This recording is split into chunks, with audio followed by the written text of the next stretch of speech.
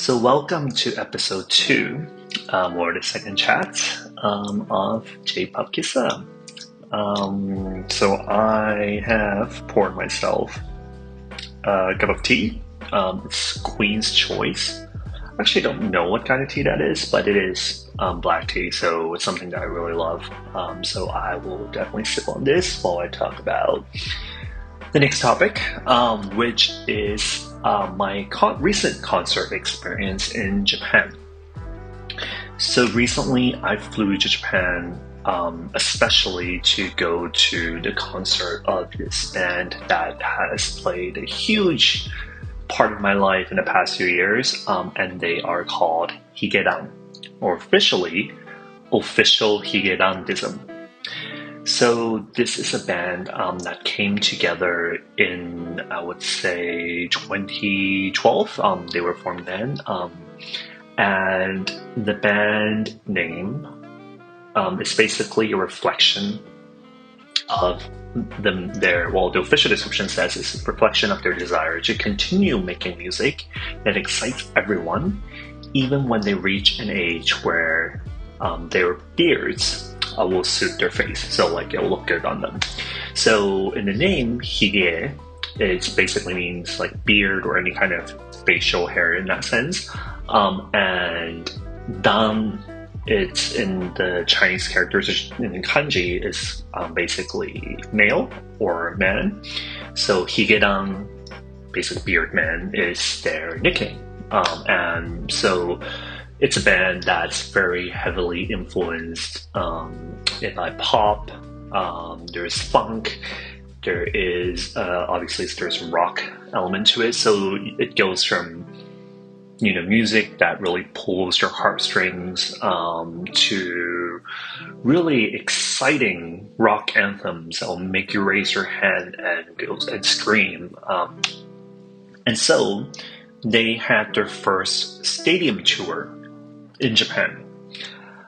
I've been to their concerts before. I've been living in Japan for many years. Now I'm more based in the US, but I come back and forth. And so I've been going to them since I was still mainly in Japan.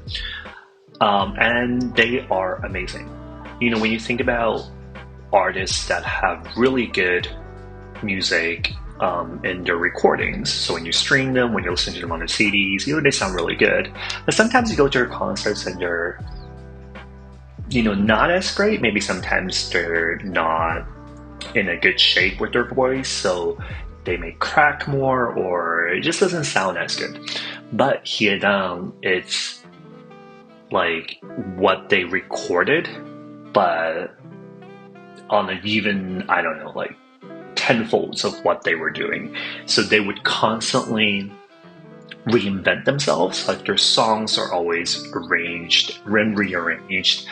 And the main vocal and the person that wrote a lot of their music, Fujihara Satoshi, his voice is, you're just in awe when you listen to him, because he can sing in a very high key. A lot of their songs are actually in a really high key, so very, very terrible choices to sing in karaoke, because unless you're a good singer or naturally in that range, you can just never hit it, which I unfortunately cannot hit.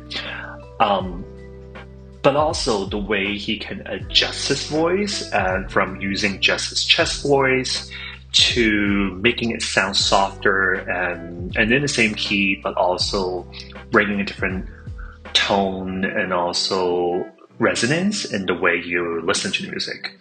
So I'll talk more about that later, but it's just a very, very amazing band that I truly, truly love from the bottom of my heart. And in different moments of my life whether I felt sad, I would listen to them. Whether I needed songs to really get myself going and be like, hey, this is life, they have a song for that. So I truly love them. So I knew I needed to go to their stadium live.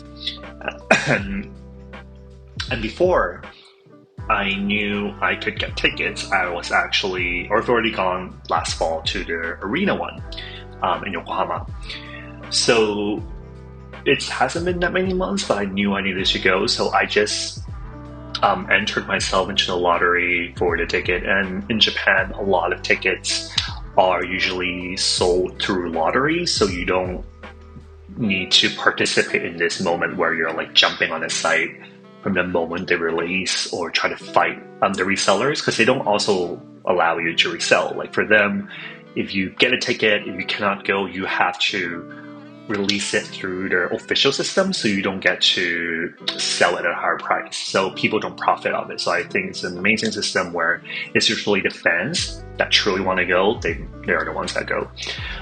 So they had 4 dates, 2 dates in the Kanto area, so around Tokyo.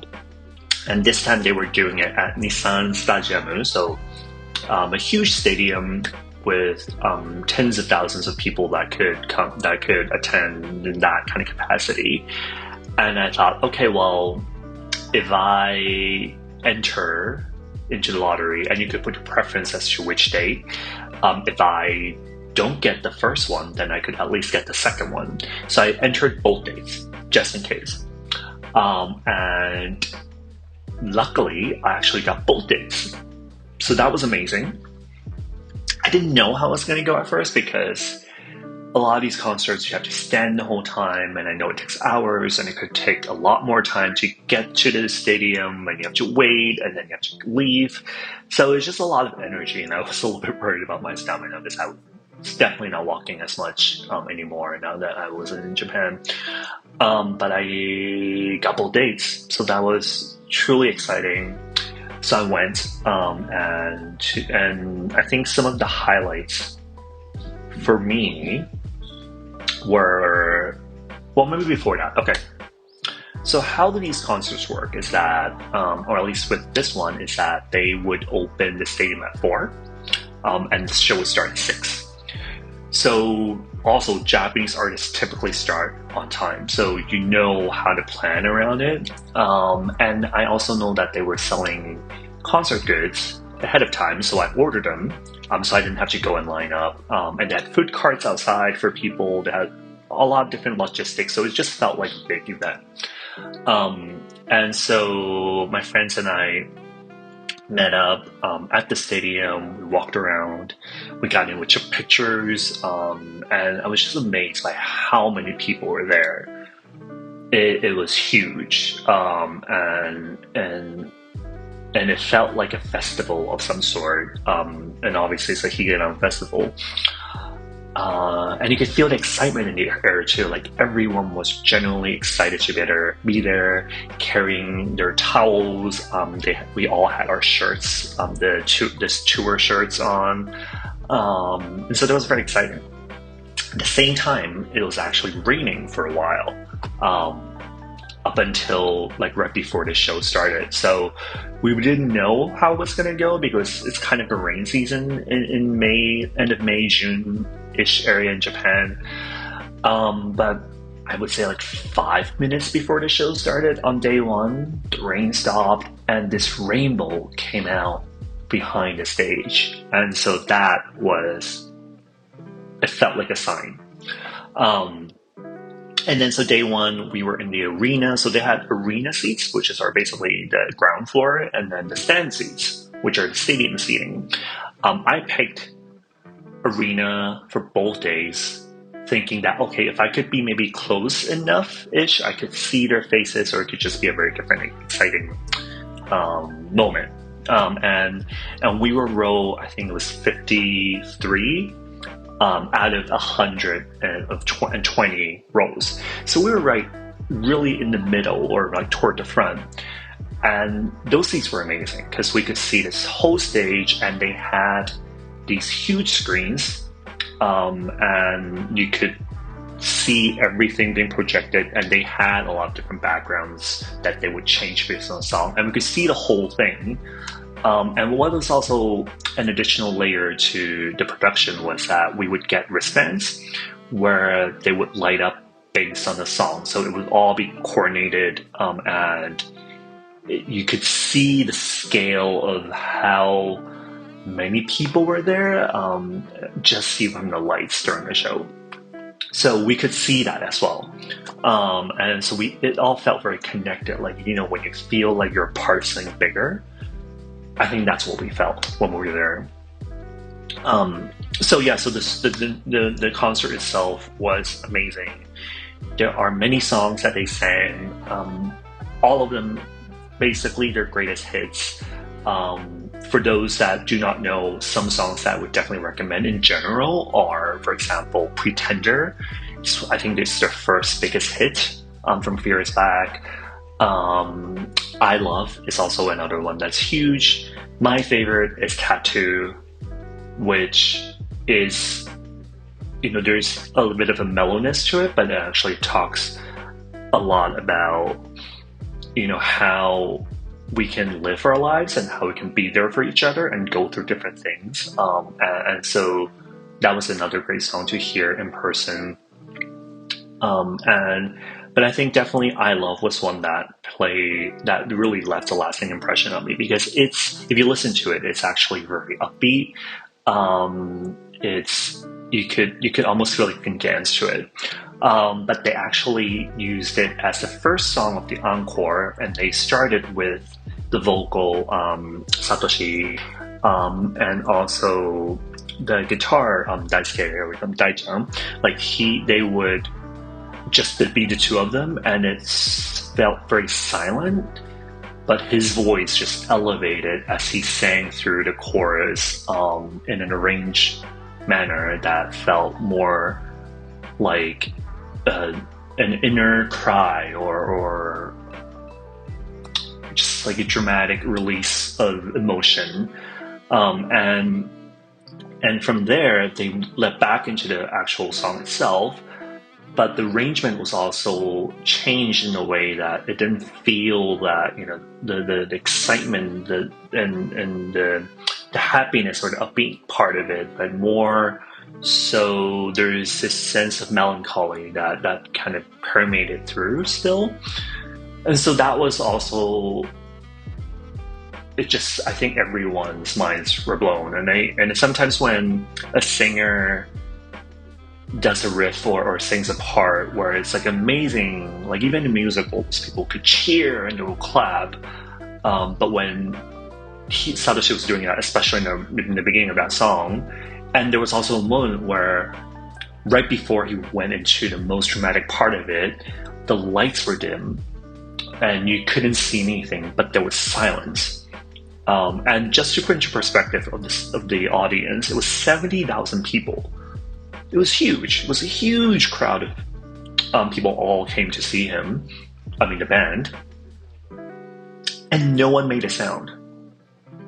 And sometimes it's almost waiting for that coin to drop, like someone's gonna mess it up and just scream something and just ruin this moment where we're all like being mesmerized by what's been happening, but no one made a sound, and it was as if the air was sucked out of the room or the stadium. And we're just so mesmerized and drawn in by the performance. So this song, if you haven't listened to it, I Love is a song you should definitely listen to. And hopefully when they do release that recording somehow, or on YouTube or video somewhere, definitely one you should listen to. I feel like this is going to be an episode I'll do repeatedly because I have so many things I want to say, but I can't say it all very well on one sitting. But I think another thing that really made or played an impact on me, or something that really held on in my mind, was there were many songs where you would raise your hand. So in Japan, a lot of songs have, especially concerts, there are these movements, there are these gestures that you can do as a fan or attendee, and it's all coordinated. In some ways, I don't know how they're decided, but we all know what to do. And so everyone does them at the same time. So there were these rock anthems that are very upbeat songs that we would just raise our hand, and we would either do a wave or whatever it is, or a fist in the air just to show how we're so connected, how we're so resonating with the song. And some of those songs are usually have messages that are about lives, our lives, and how we can not give up, how we can continue to move on. And this could be one of their biggest songs called Crybaby, which is the opening theme of a really huge anime called Tokyo Revengers. And so it's about the main character who is not good at fighting, not necessarily strong either in the beginning, but he goes back in time to try to save the love of his life. And so he joins his local, I guess what you would call a gang. And it sounds like, oh, is that a bad thing? But, in the Japanese context, it's actually something that people are drawn to because it's people doing bad things. They're all coming from like a good place of their heart. So there's like a positive fiction side to it. But in any case, so there's a song then based on that. It's about how despite how weak you are, you can still move forward and then you can still achieve things that are amazing. And so in those songs where we would just reach out into the sky, as I said now, you can realize that, it's a stadium, it's a sky that we're looking up toward. Whereas other concerts, the venues are usually indoor. So you look at the stage, or depending on the seating, you look down at the stage. But in those moments when I looked up the sky, I could see the clouds, I could just see the stars, and I could hear the music, I could feel it, I could sense everything that the song is trying to convey in my heart. And I just felt such freedom and such limitless possibility. And it sounds very cliched, but I really felt that in those moments, whatever pain I had in my body, and actually I did have pain because I was just standing for so long in my feet or my back, but all that would be gone, and I know that whatever I wanted to do in life, I could achieve it. And that was such a powerful moment for me. And even talking about it now, I can still feel it coming back. It's just the way they perform the songs and the venue and the production value, all of it just gave me such an amazing sense of possibility and also renewed energy.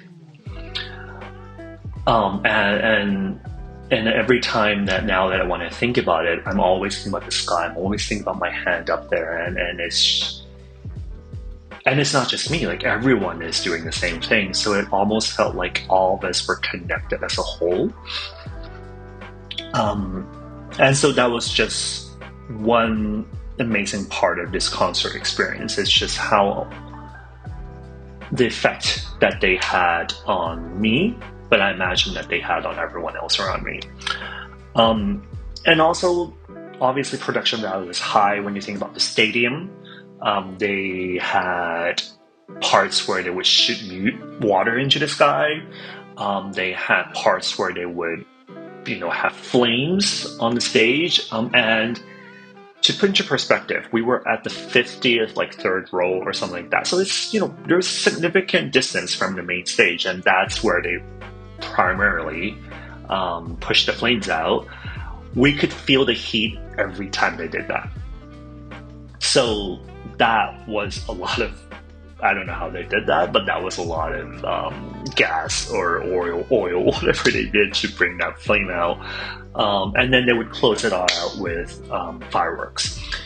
So it was a show. It was a spectacular show.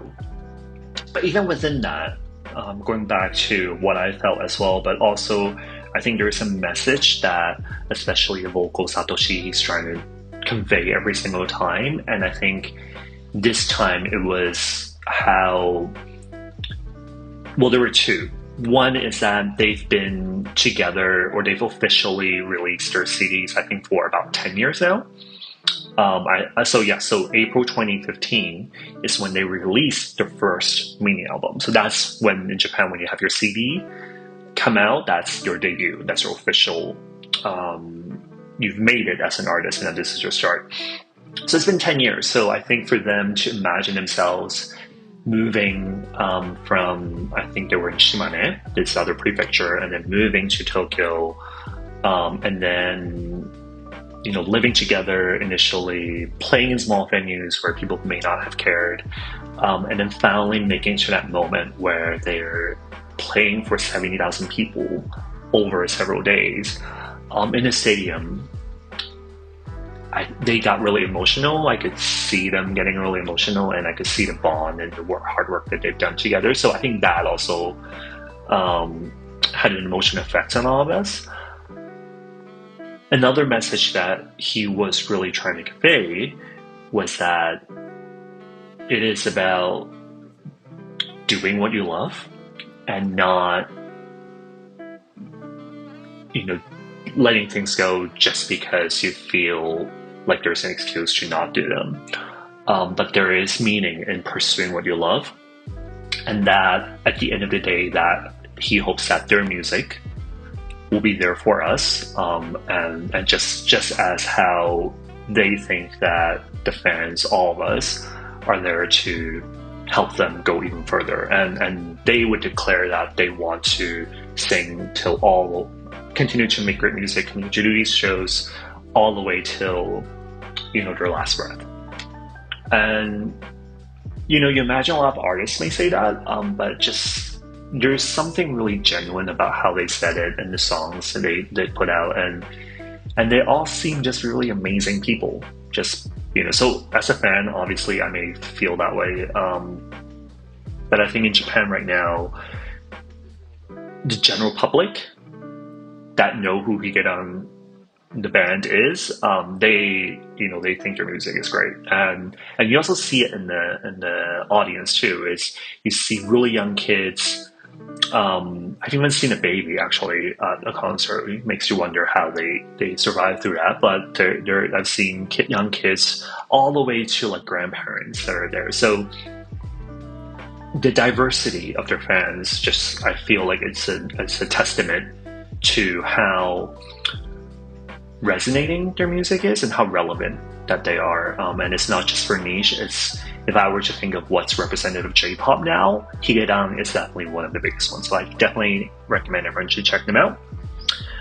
And then, so all this I've been talking about is actually just day one. So day two, so the second day, when I went back, we were actually in first row. That would just, you know, I had screams in my head. I had doubts. I was thinking, what do you mean first row? Like, is it, because it's basically row number one when we looked on the app that showed us what the ticket number or what the seat number was.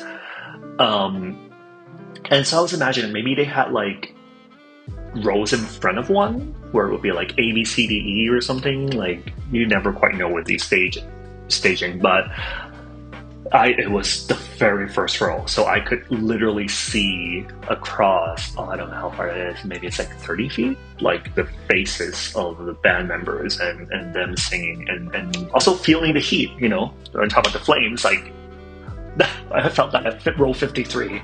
I definitely felt that at row 1. And then the water, you know, they had a sign that said that you would get wet. And so I could feel all that. And so it was definitely a different experience. So imagining, you know, being able to see fully the huge stage and everyone and on the screen and also see what's behind, you know, I would see really up close and up front. So that was a really nice contrast. And also I felt very lucky. I wonder if I'll ever get to sit in row number 1 or at least closer stage ever again. But that was definitely an amazing experience. My neck did get hurt, but it felt like I felt a little pain after a while because I was just looking up so often, and I also felt slightly self-conscious too because I am actually pretty tall. I'm 6'3", so about 193 centimeters. In concerts, I used to feel really, really guilty about people behind me because I felt like I would be blocking them, and I would try to like stand a little shorter. That I really didn't do this time because I was like, I need to just enjoy this in the moment. And so it was just really wonderful to be able to experience both viewings, both ways to experience that stage, and see and listen to all the songs again. And the production value is just so high that at least I didn't feel bored at all, like any second of it. And so it was very life-changing. So when I went to Japan this time, it was really for the concerts, and I had people to see, and other things I needed to do, but that was like the main thing. And it gave me so much energy and inspiration that now coming back, I am doing this podcast because I know I wanted to do it, but I also knew that I wanted to talk about this. Maybe there's no one listening to this, but I know that this is something that will give me energy, so I definitely want to make sure it's on the record. And I definitely know that I want to go back, and it gives me kind of a motivation as well to make sure that, hey, whatever I want to do, I'm going to keep on doing, just as they say, and I'll make sure I'm ready whenever their next tour, maybe again. So Higedan in my life is, they are an artist that will make me travel overseas, and really go and enjoy that as a fan. So so if you haven't ever listened to Higedan, I would highly recommend Googling them, find them on Spotify or Apple Music. Or if I don't have any of this work yet, but hopefully I'll have links as well for you. But just hope that you'll give them a chance and see how amazing that they are. Okay, so I've spoken for quite some time now for about these two concerts. Hopefully in the future I'll do some more deep dives on them, and we'll get to enjoy and listen together and really bask ourselves in the amazingness of them. So thank you for joining me today at the table. Hope you had a chance to have some tea or coffee as to listen to me, and hopefully I'll be back soon with more to share. But until then, take care, enjoy your next J-pop and entertainment, and also please subscribe if you haven't. See you soon.